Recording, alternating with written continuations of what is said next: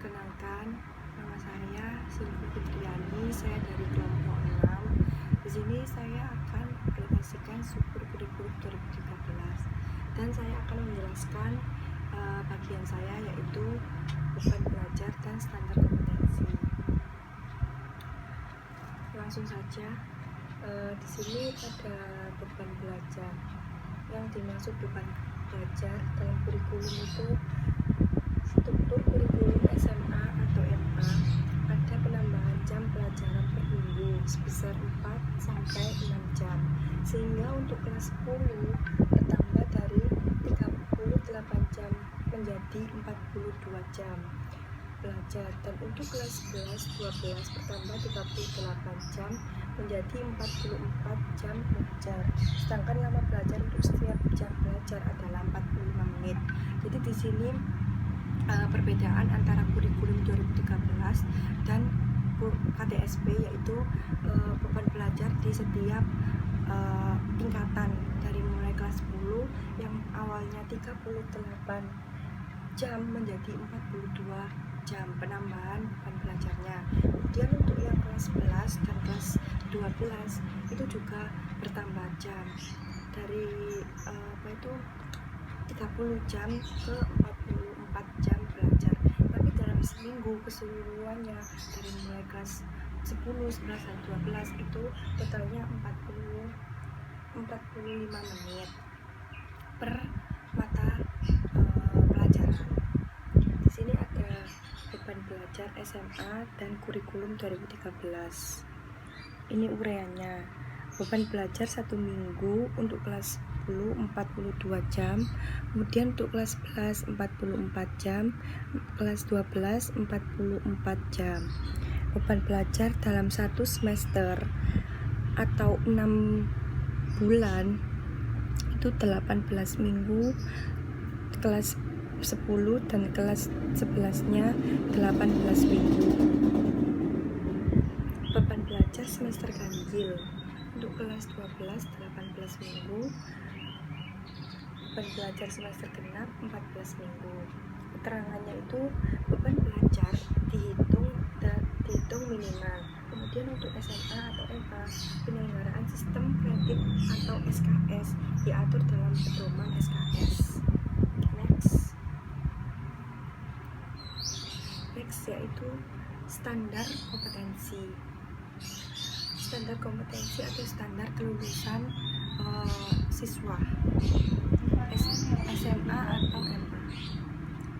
Setiap lulusan satuan pendidikan, dimaksud standar kompetensi yaitu setiap lulusan satuan pendidikan dasar dan menengah memiliki kompetensi pada tiap-tiap tiga dimensi, yaitu sikap, pengetahuan, dan keterampilan.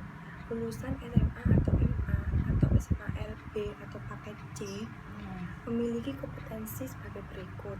Jadi yang dimaksud standar kompetensi ini standar kelulusan. Setiap peserta didik atau siswa harus memiliki 3 komponen, yaitu sikap, pengetahuan, dan keterampilan. Kenapa perbedaan dari kurikulum 13 dan kurikulum KTSP itu dalam komponen keterampilan? Di dalam KTSP itu dulunya tidak dikasih komponen keterampilan. Kemudian yang sekarang ini K13 ini ditambahkan setiap peserta didik atau siswa harus mempunyai keterampilan di setiap mata pelajarannya. Ini uraiannya dimensi sikap, dimensi pengetahuan, dan keterampilan. Kita bahas dulu yang dimensi sikap, yaitu memiliki perilaku yang mencerminkan 1. Beriman dan bertakwa kepada Tuhan Yang Maha Esa. Jadi setiap peserta didik itu harus mempunyai sikap yang beriman dan bertakwa kepada Tuhan Yang Maha Esa atau pada keyakinannya. Kemudian karakter jujur, peduli, dan bertanggung jawab. Setiap peserta didik dan siswa harus mempunyai karakter yang jujur, yang peduli, dan bertanggung jawab kepada lingkungannya. Kemudian yang ketiga itu sikap bertanggung jawab.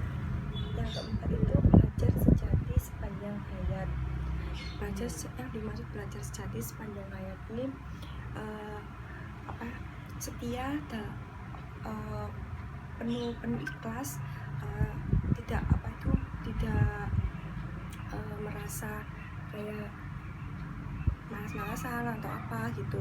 Jadi selama belajar, selama dia menempuh kelas 10 atau kelas 11 itu, dia melakukan pembelajaran yang sejati dan sepanjang hayat. Kemudian yang kelima ini sehat jasmani dan rohani. Setiap peserta didik tingkat kelas 10, kelas 11, kelas 12 harus mempunyai kesehatan yang baik, kesehatan yang jasmani maupun kesehatan yang rohani. Karena kesehatan yang jasmani dan kesehatan yang rohani itu bisa berpengaruh saat melakukan proses pembelajaran. Kemudian sesuai dengan perkembangan anak di lingkungan keluarga, sekolah, masyarakat, dan lingkungan alam sekitar, bangsa, negara, kawasan, regional, dan internasional. Perkembangan anak itu bisa sesuai dengan perkembangan di lingkungan masyarakat, lingkungan keluarga.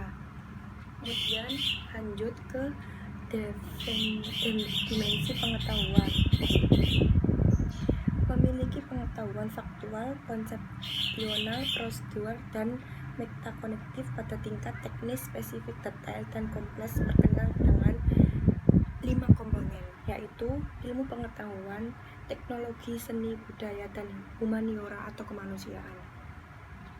Di sini dimensi pengetahuan itu ada 5 komponen yang harus dimiliki peserta didik atau siswa, yaitu siswa harus memiliki ilmu pengetahuan, teknologi, seni atau kreativitas, budaya atau humaniora, yaitu kemanusiaan.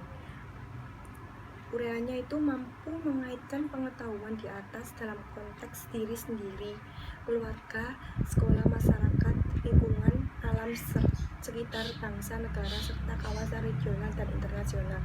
Jadi 5 komponen pengetahuan ini harus ada di dalam diri peserta didik dan siswa. Kemudian lanjut dimensi keterampilan. Keterampilan yang harus dimiliki oleh peserta didik dan siswa ada 6 komponen. Yang pertama, kreatif. Setiap didik harus kreatif, harus bisa menciptakan sesuai dengan teori Bloom's, yaitu C1 sampai C6, yaitu yang kreatif. Kemudian produktif ini mungkin bisa dicontohkan dari C6 ya, menciptakan. Produktif, siswa dituntut untuk dari kreatif itu harus produktif, yaitu menciptakan suatu produk dari materi-materi yang disampaikan oleh gurunya. Kemudian kritis, di sini siswa tentang kurikulum K13 itu siswa harus dituntun kritis dalam menghadapi permasalahan atau suatu pelajaran yang dijelaskan oleh gurunya. Kemudian mandiri, sikap mandiri harus ada di dalam peserta didik. Kemudian kolaboratif itu percampuran, kolab sama kayak seperti contohnya itu waktu diskusi gitu, kolab jawaban sama temannya itu bisa menjadikan contoh. Kemudian komunikatif, lanjut saja. Ini uraiannya, melalui pendekatan ilmiah sebagai pengetahuan dari yang dipelajari di suatu pendidikan dan sumber lain secara mandiri. Sekian presentasi yang saya sampaikan tentang beban belajar dan standar kompetensi.